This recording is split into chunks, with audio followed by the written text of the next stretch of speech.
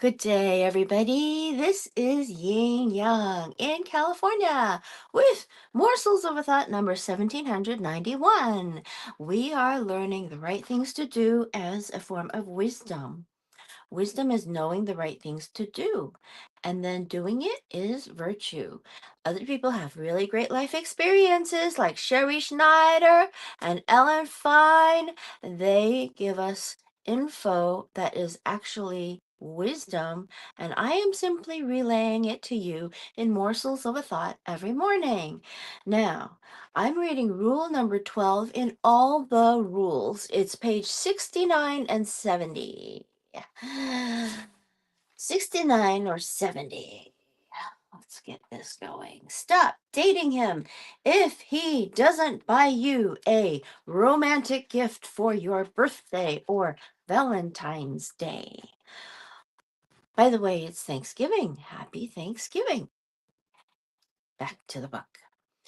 What kind of present can you expect to receive on your birthday when a man is in love with you? Ideally, jewelry, but any romantic gift will do. Now, don't get us wrong. This is not a rule for gold diggers. It's just that when a man wants to marry you, he usually gives you jewelry, not sporty or practical gifts like a toaster oven or coffee maker. There is one exception, though. There was a woman who really wanted a blender, and we got her a blender. In the original rules, they said they said this, but anyway, it is not how expensive the item is, but the type of gift it is. A typewriter can cost more than an inexpensive pair of earrings, a tablet, and a computer. One would think connotes love, being such a costly item, but such presents come from the head, not the heart, and are not good signs of love at all.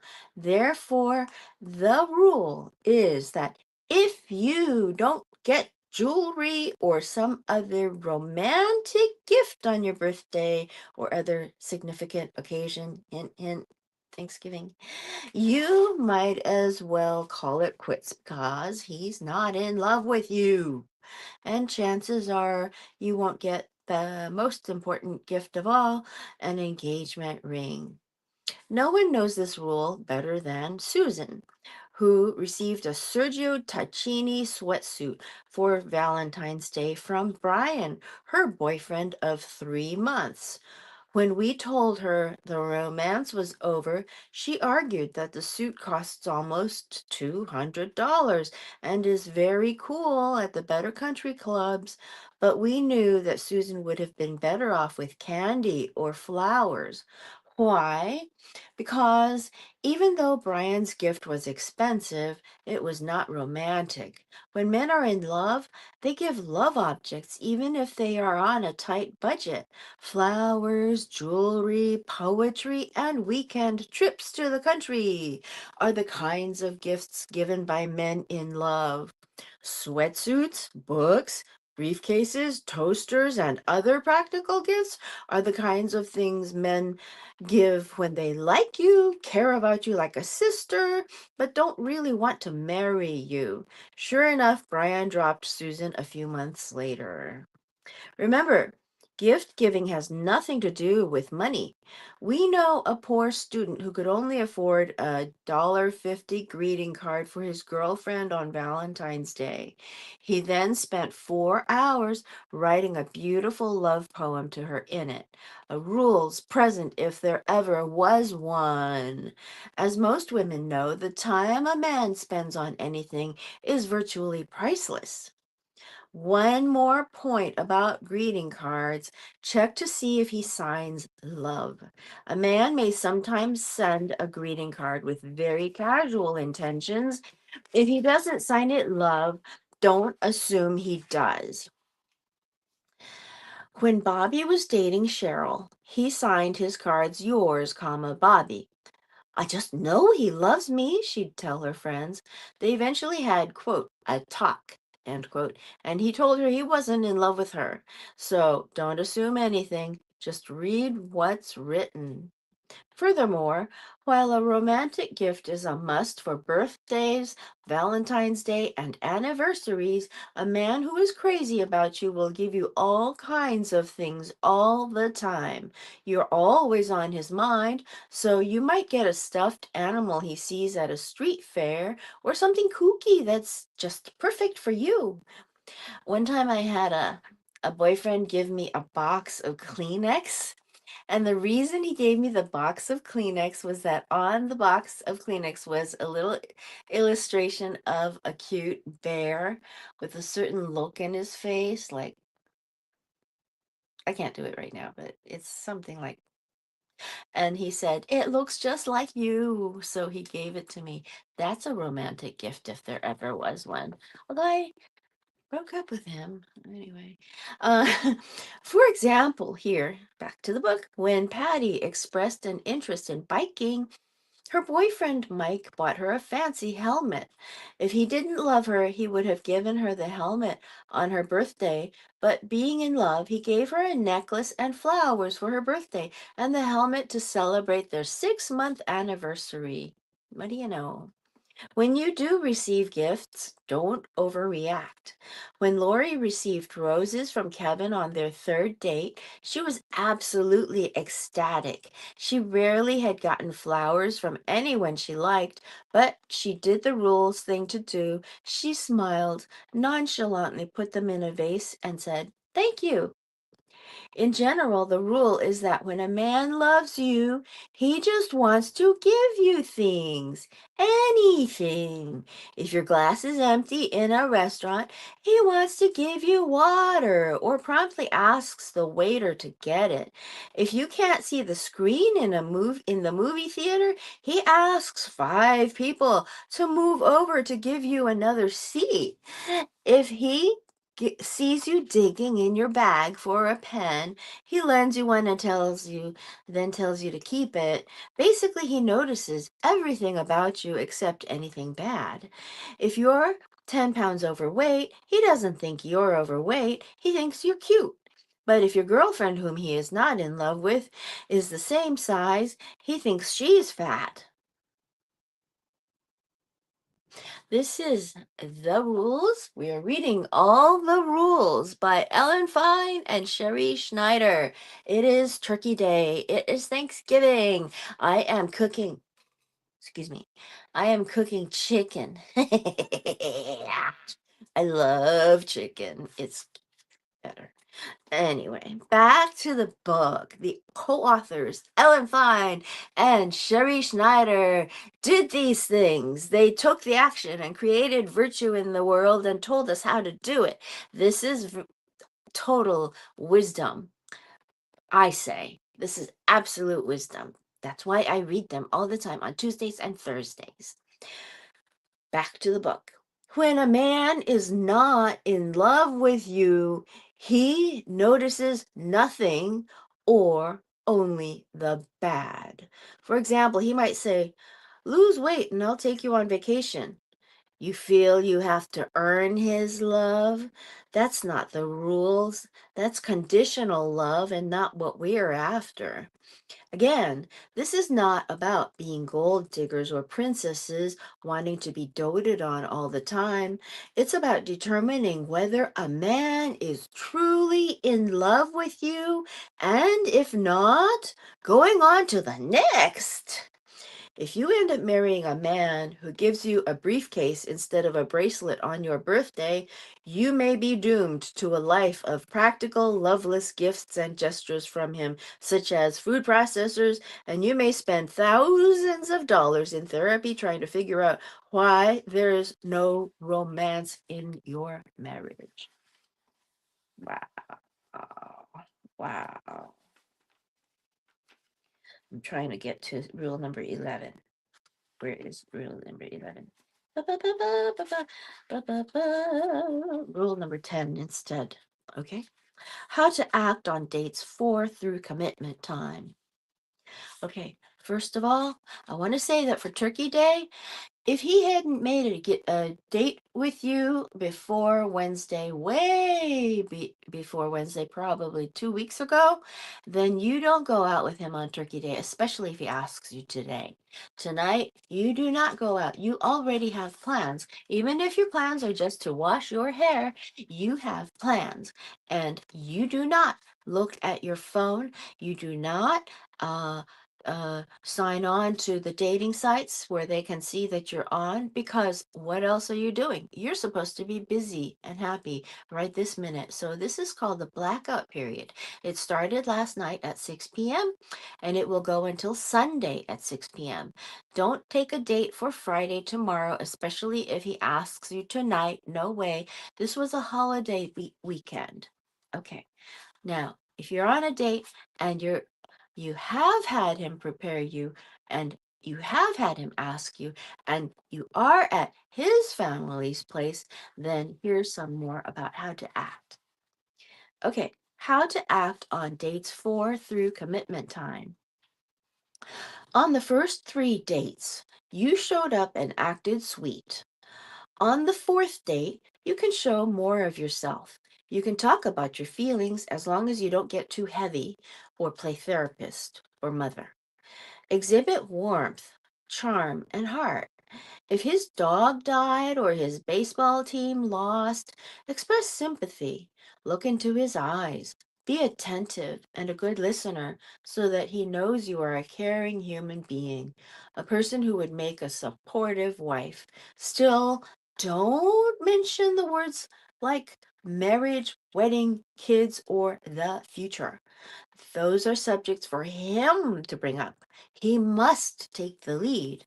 Talk about something outside your relationship, like your favorite sport, TV show, a great movie, the novel you just finished, an interesting article from Sunday's New York Times, or a good museum exhibition you just saw.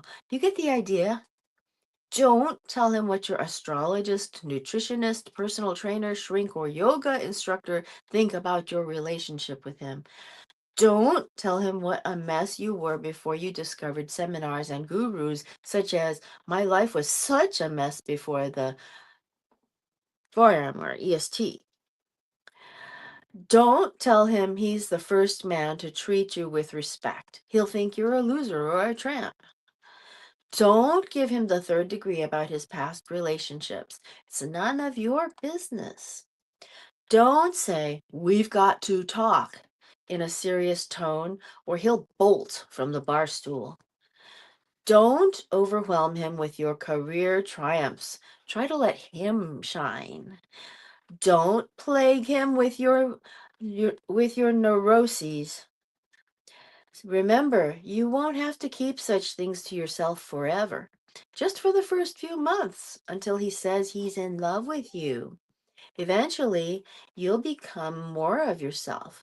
It's the first impressions from the first few months of dating that men remember forever. If you find it hard to keep up this act, then end the date early or see less of him. Letting it all hang out too soon is counterproductive to your goals. Many women are conditioned in therapy to open up very soon. This is fine with therapy or with a girlfriend, but don't do this on a date. Don't do this on a date.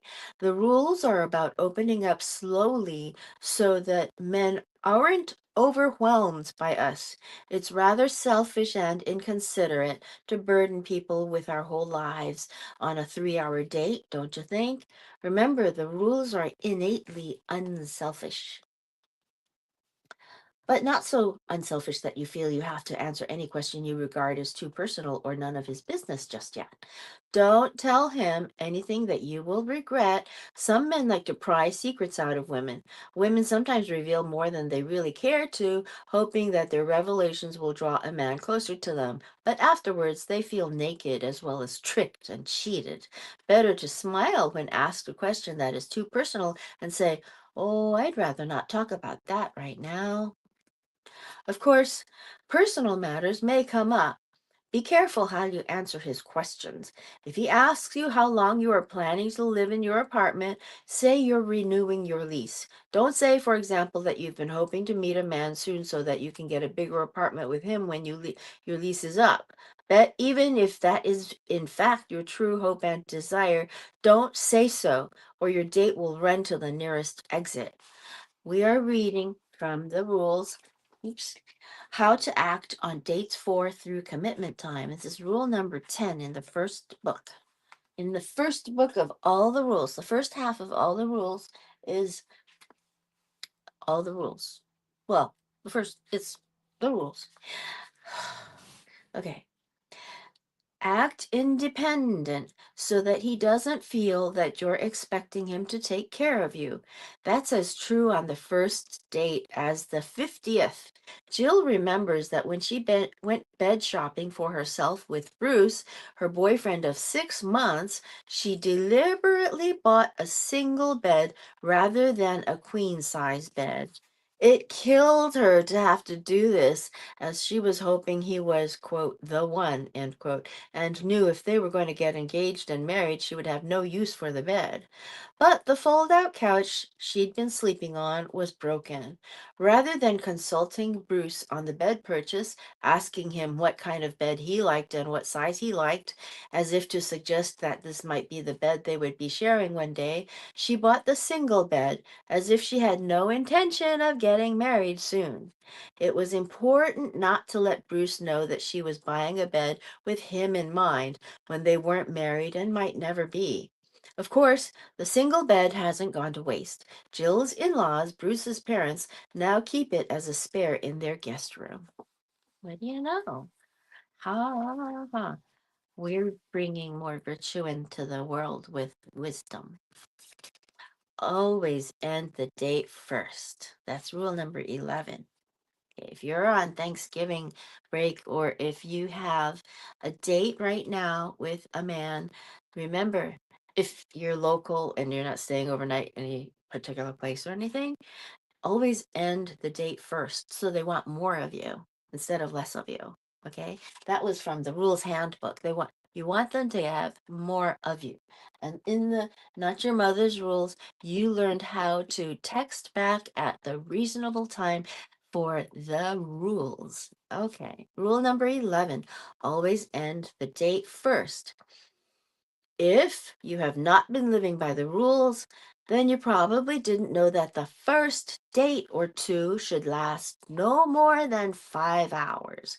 A good way to end the date is to nonchalantly glance at your watch and say something like, "Gosh, I really must be going now. I have such a busy day tomorrow." As we said before, don't say what you're doing. It doesn't matter, and it's none of his business. Oh, I have a busy day. Oh, and then Edna McIntosh on the call, on the rules telephone support group call that I go to every Sunday and Tuesday nights.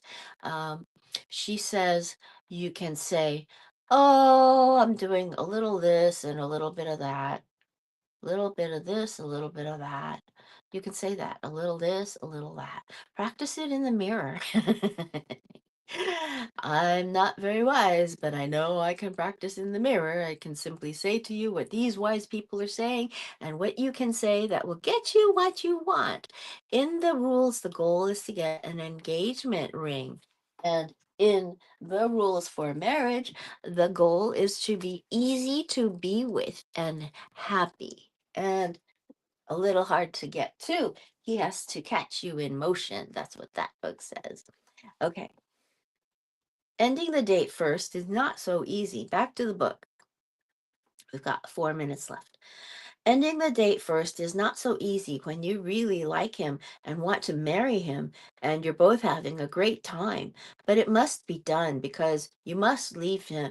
You must leave him wanting more of you, not less. See? They say that here. They say it there. If he wants to know more about you as the date is ending, he can always call you the next day or ask you out again when he drops you off. It is our experience that men will want to see you a lot, sometimes every day in the beginning, and then grow very bored very quickly. So abide by the rules and he'll stay smitten. Now keep in mind, these rules work. Back to the book. Not ending the date first is bad enough. What's worse, however, is prolonging the date once it should have been over. Randy felt that she was, quote, losing, end quote, Bob at the end of their second date, dinner and movie. So she suggested that they go dancing. Bob didn't want to hurt her feelings, so he said okay. Then he never called again. Of course, Randy should have ended the date right after the movie, but she thought she could excite Bob with her great disco dancing. Other women try to prolong a first or second date. For example, by inviting the man up to her apartment for a drink or coffee so that he'll fall in love with her decorating or her home brewed decaf. No. First of all, it should be the man trying to prolong the date, not you. He should be suggesting dancing, drinks, or a cafe where the two of you can get dessert and cappuccino. If he didn't suggest it, then it's not supposed to happen. Instead of worrying about making the date interesting or longer, just make sure you end it first. This is a bunch of words of wisdom from the rules. This is the original book. It is this thin. And all the rules has another book in it, and it is this thick. So the other book is the rules 2, more rules to live and love by. And those were answers to questions that we just found out about. Where is that? Okay, yeah, okay. And so these are chapters. These are rules. Okay, so then you get both books if you get the one that says all the rules. All right, so here we are. I think we're done. The Rules Handbook, a guide to creating loving and lasting relationships. I'll put this down and I'll pick this up. There. Okay. Oh, don't think of the dead zone, ultimatums, and other rules as restrictions, but as rewards. Boundaries save you from being too available and your own worst enemy. When a guy pays for drinks and dinner, immediately say thank you, and that's it. You don't need to send a thank you card the next day. You don't need to send a thank you text the next day. You thank him once in person and never think about it again. If a date ghosts you, don't track him down and demand to know why. Maybe he didn't feel a connection, or he's not interested in a serious relationship, or he's back with his ex. He's not interested in you, and that's all you need to know. So these are rules that will be useful to you if you're single, and also the rules for me.